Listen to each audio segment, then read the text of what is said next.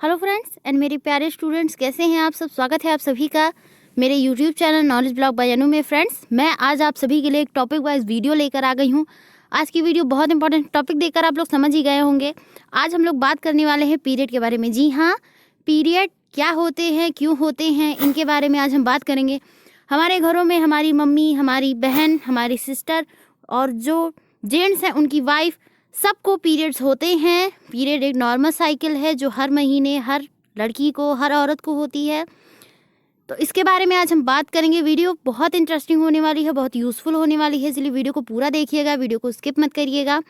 और चैनल को सब्सक्राइब नहीं किया है तो चैनल को सब्सक्राइब करके वीडियो को एक लाइक भी कर दीजिएगा। अपने फ्रेंड्स फैमिली के साथ इस वीडियो को शेयर करिएगा ताकि उनको भी इसके बारे में जानकारी मिले। तो चलिए बिना किसी देरी के बढ़ते हैं आगे, बात करते हैं पीरियड की।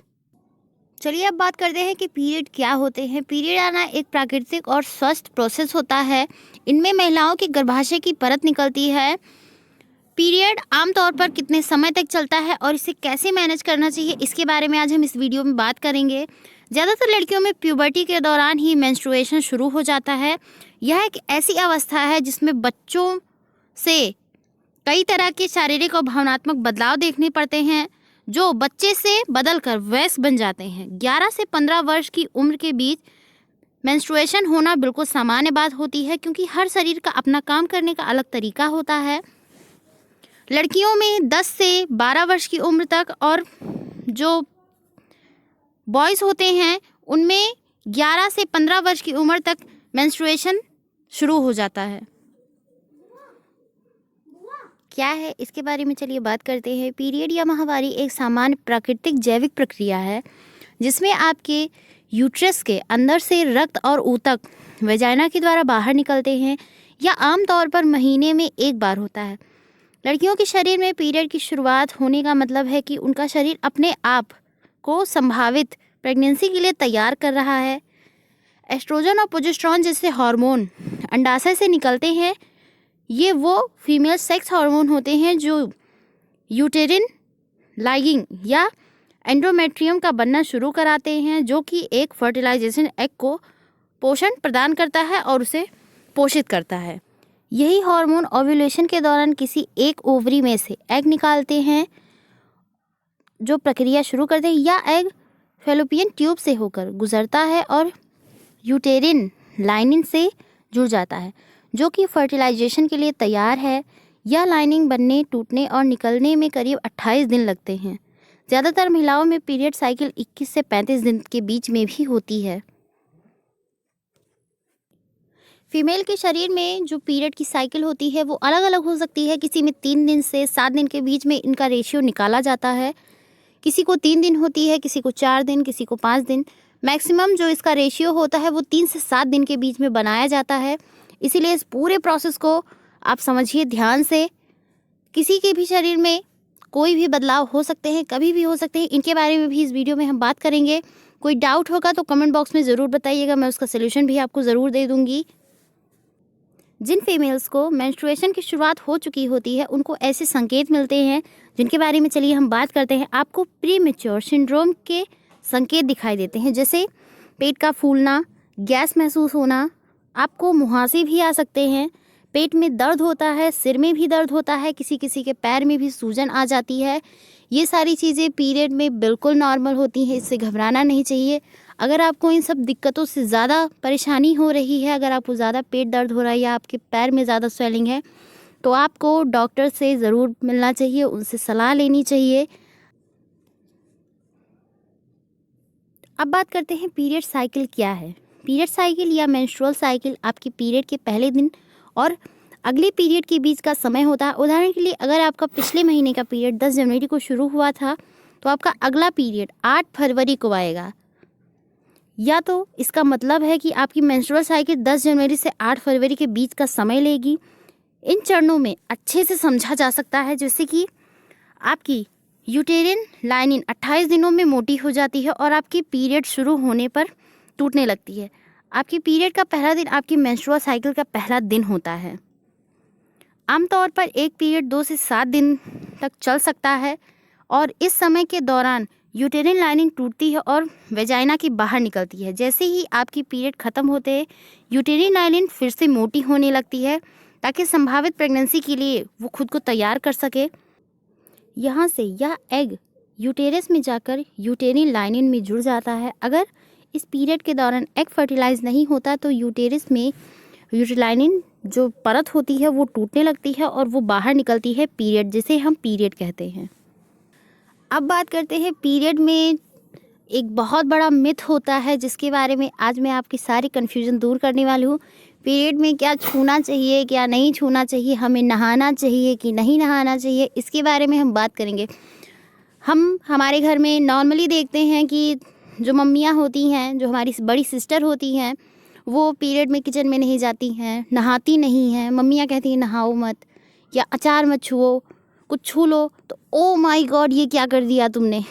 ये सारे मिथ जो होते हैं, जैसे कि इसमें देखिए अचार नहीं छू सकती, तुलसी का पौधा नहीं छू सकती, क्योंकि पीरियड के दौरान एक लड़की हो या महिला वो पूरी तरह अशुद्ध होती है। यह भी कहा जाता है कि पीरियड के दौरान महिलाओं के अंदर से गंदा खून निकलता है जो कि पूरी तरह अशुद्ध होता है।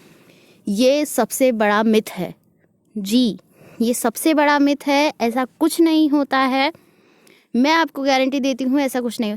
पीरियड का जो ब्लड होता है वो नॉर्मली ब्लड की तरह ही होता है। आपको कहीं कट लग जाता है, आपको ब्लड निकलता है, वो ब्लड और पीरियड का ब्लड एक जैसा होता है। पीरियड के ब्लड में जो थक्का बनता है वो आपके पीरियड के जो यूट्रस के अंदर जो परत होती है वही होती है, उसके अलावा वो कुछ नहीं होता। पीरियड से जो स्मेल आती है, पीरियड के ब्लड से जो स्मेल आती है वो नॉर्मल होती है। वो ब्लड आपका नॉर्मल होता है, वो ऑक्सीजन के कांटेक्ट में आने के बाद वो ख़राब हो जाता है, पैड में लगने के बाद वो ख़राब हो जाता है, जिसकी वजह से उसमें से स्मेल आती है। और ब्लड में कोई स्मेल नहीं होती है, वो एक नॉर्मल ब्लड होता है।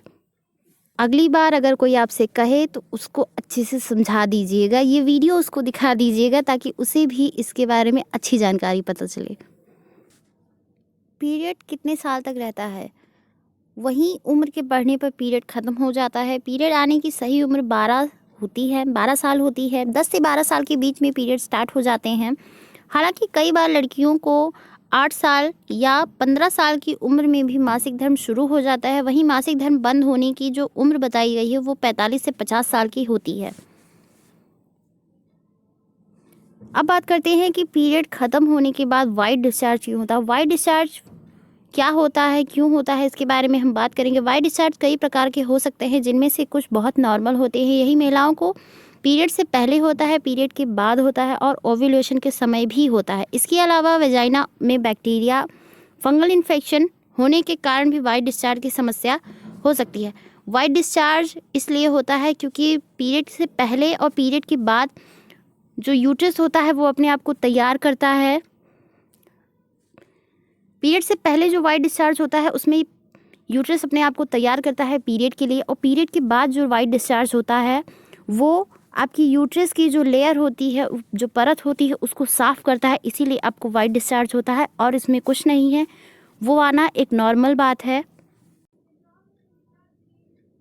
चलिए अब बात करते हैं कि पीरियड के दौरान हमें कैसे सोना चाहिए। पीरियड के दौरान कोशिश करें कि लेफ़्ट साइड होकर सोना चाहिए। पीरियड के दौरान होने वाले दर्द से राहत पाना है तो इसके लिए आपको लेफ़्ट साइड सोना चाहिए, इसके आपको तुरंत राहत मिलेगी। मशहूर गायनोकोलॉजिस्ट डॉक्टर सुषमा तोमर ने ओनली माई हेल्थ को दी गई जानकारी के मुताबिक बताया है कि पीरियड के दौरान लेफ़्ट साइड सोने से गर्भाशय के ब्लड का फ्लो बढ़ता है, जो आपके पीरियड में होने वाले दर्द से कुछ हद तक कुछ राहत पहुंचाता है, जो आपको बहुत हेल्प करता है। आपके पीरियड में जो पेन होता है, जो पेट में पेन होता है, उससे आपको रिलीफ मिलती है। क्या खाना चाहिए, क्या नहीं खाना चाहिए। पानी हमें पीरियड में ज़्यादा से ज़्यादा पीना चाहिए क्योंकि इसमें डिहाइड्रेशन हो जाता है, ब्लड का फ्लो होने की वजह से हमें पानी की कमी हो जाती है, इसीलिए हमें पानी ज़्यादा से ज़्यादा पीना चाहिए। ठंडे पानी और ठंडी चीज़ों का सेवन कम से कम करना चाहिए, जो आपकी पीरियड फ्लो को कम कर देते हैं, इसीलिए ठंडी चीज़ों को अवॉइड करना चाहिए। 3 से 4 दिन तक ठंडी चीज़ों को अवॉइड कर देना चाहिए। डार्क चॉकलेट का सेवन करना चाहिए। डार्क चॉकलेट आपकी मूड स्विंग्स से आपको बचाता है, जो मूड स्विंग्स हमें होते हैं उनसे बचाता है, पेट दर्द में भी आराम देता है, इसीलिए डार्क चॉकलेट आपको खाना चाहिए। डार्क चॉकलेट आप खा सकते हैं। चाय कॉफ़ी कम पीना चाहिए।